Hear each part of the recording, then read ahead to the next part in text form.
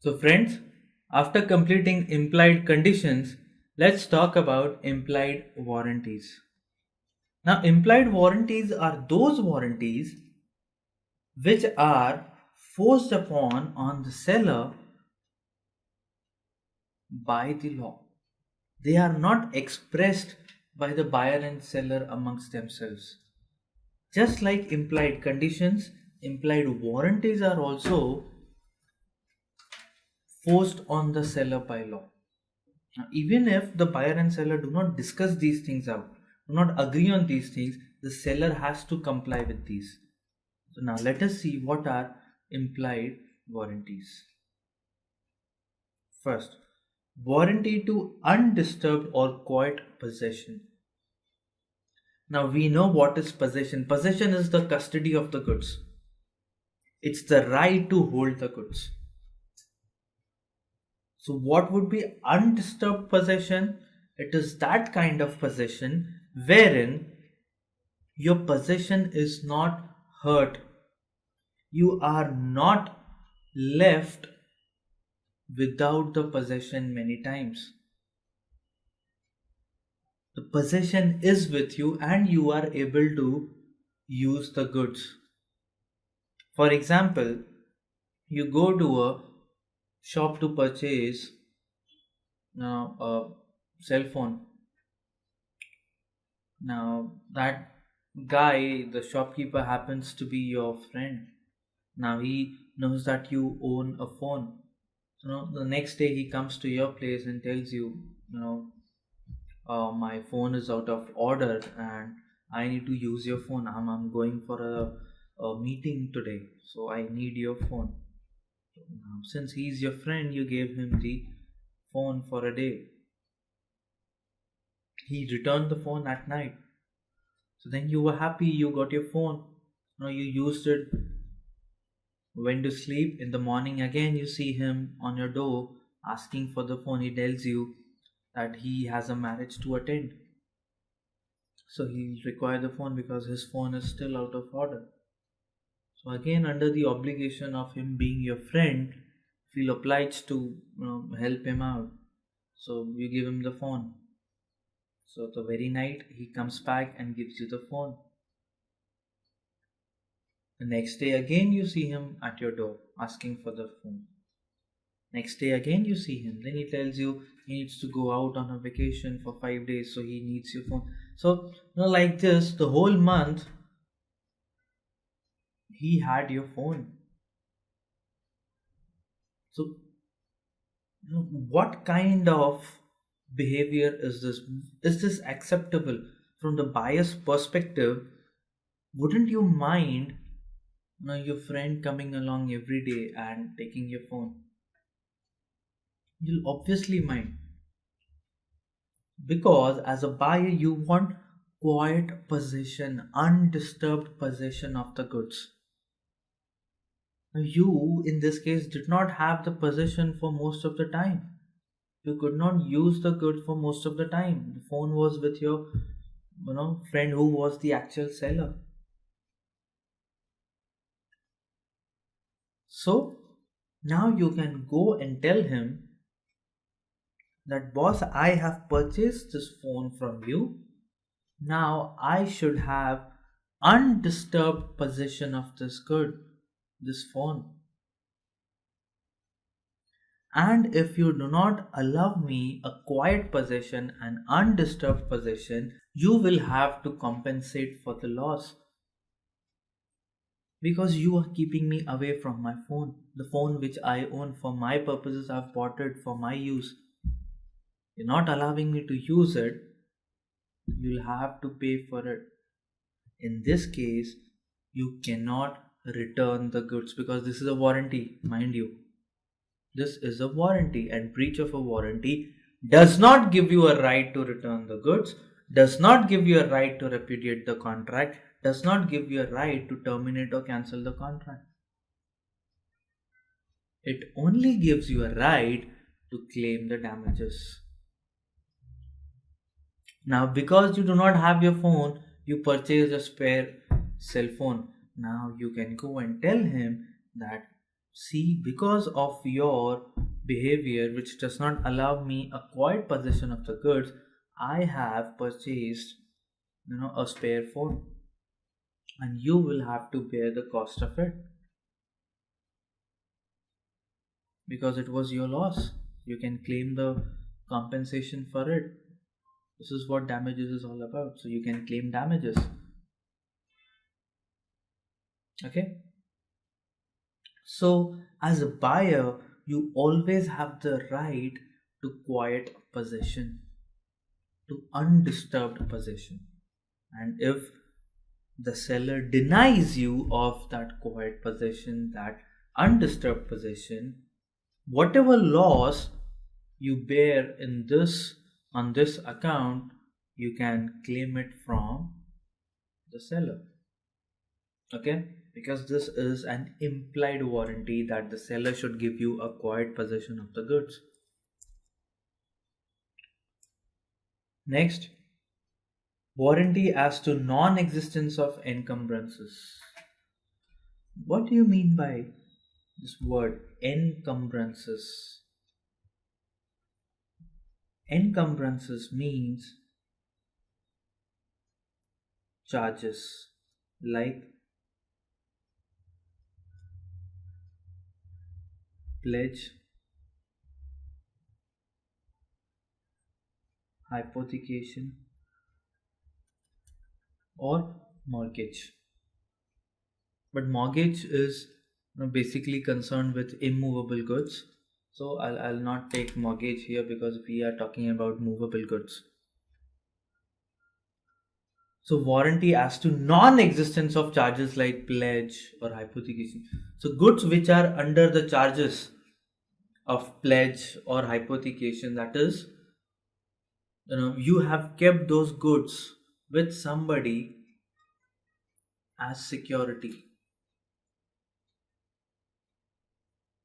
and that person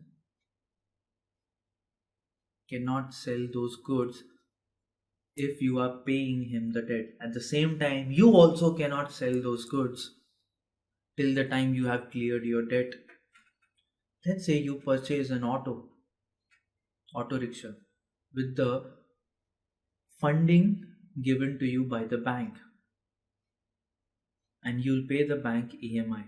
At the same time, the auto rickshaw will be hypothecated to the bank. Now you can use that auto for your livelihood and pay the EMI from your earnings. Now, in case you want to sell the auto, you cannot sell that auto because the auto is under encumbrance. It is under a charge of hypothecation. The title is not clear. It is restricted by some impediments, by some hurdles. The hurdle of charges. So for you as a seller to be able to sell the goods, we have learned that the title should be clear. That was the first implied condition as to title. We said that the title has to be clear.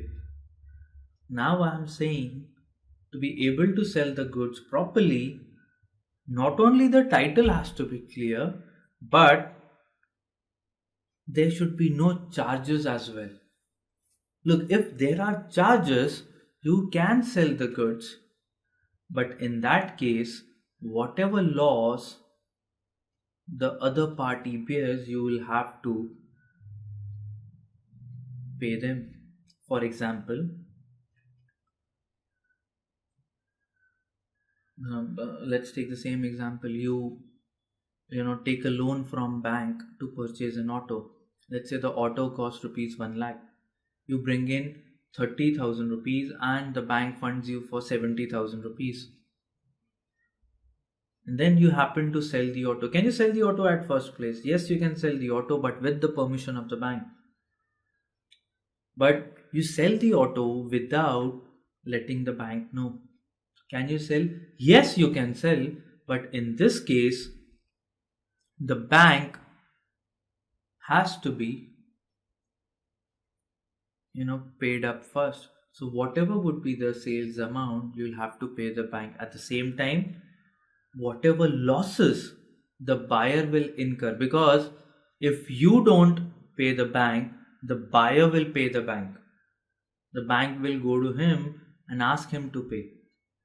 So if he pays, you'll have to reimburse the amount to him. You'll have to pay the damages to him, to the buyer. So the buyer here gets the right to claim the damages. So you see, wherever the implied warranty is breached, you get a right to claim the damages. Sorry. Next, disclosure of dangerous nature of goods. This is very important. Many times in case of medicines, drugs, medical stuff, you see uh, a note of caution written that keep it away from the reach of children, keep it away from sunlight, store in a cool and dry place, etc. You see such notes of caution. You should not take more than 6 pills or 3 pills in a day. You see such things. At the same time, in many medicines, you also see notes that this medicine is inflammatory, that it may cause fire, or in perfumes and deo sprays, you see this product is inflammable. The tankers carrying oil, you see this note. Some chemicals which are highly reactive, you see these notes, because it is made mandatory on the part of the seller to disclose it on the face of the product that this product is dangerous, it may harm you, it may cause harm. So if the seller does not disclose it and the buyer, due to his ignorance, opens the product or does something which causes him some harm, then it is true that he cannot return the goods. Yet whatever losses he has incurred, he can claim them. He can claim the losses, because it would be an, here the implied warranty is being breached, and it is mandatory on the part of the seller to disclose the dangerous nature of the goods, but he has not disclosed it, because of which you have you have borne some loss.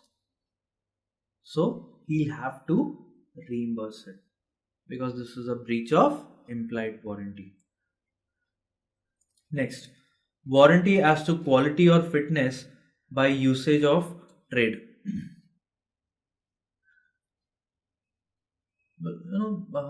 If you remember, we have studied this point in implied condition as well.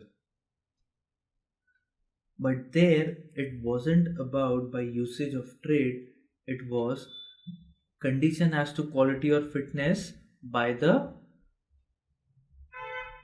purpose of use, by the use. But here we are talking about the usage of trade. There we were talking about the use of the product.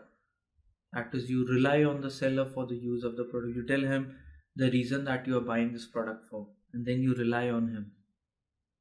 Here we are talking about the usage of, that is how it is in the normal circumstances. Normally, how the goods are traded, what kind of quality is given.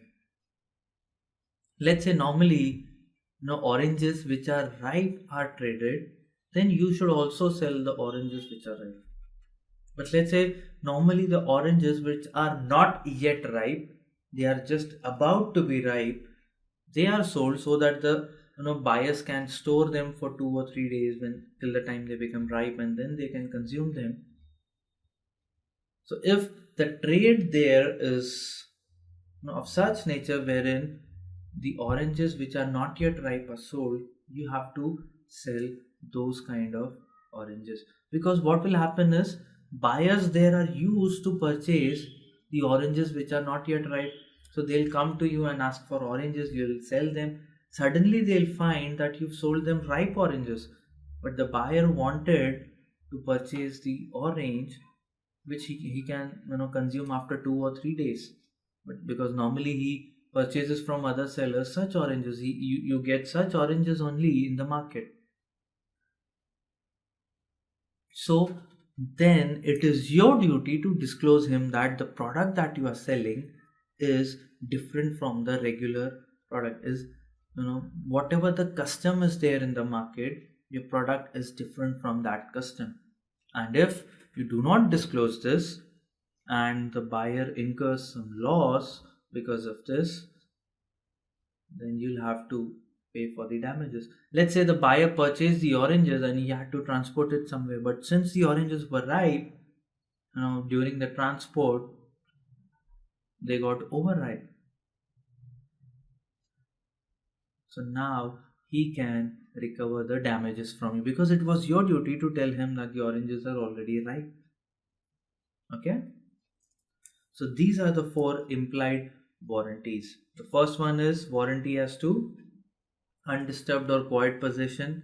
Second, warranty as to non-existence of encumbrances. Warranty as to disclosure of dangerous nature of goods. And next, warranty as to quality or fitness of usage of trade.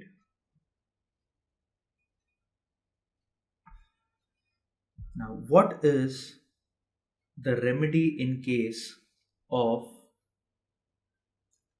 implied warranties? If the implied warranties are breached, then you can file a suit for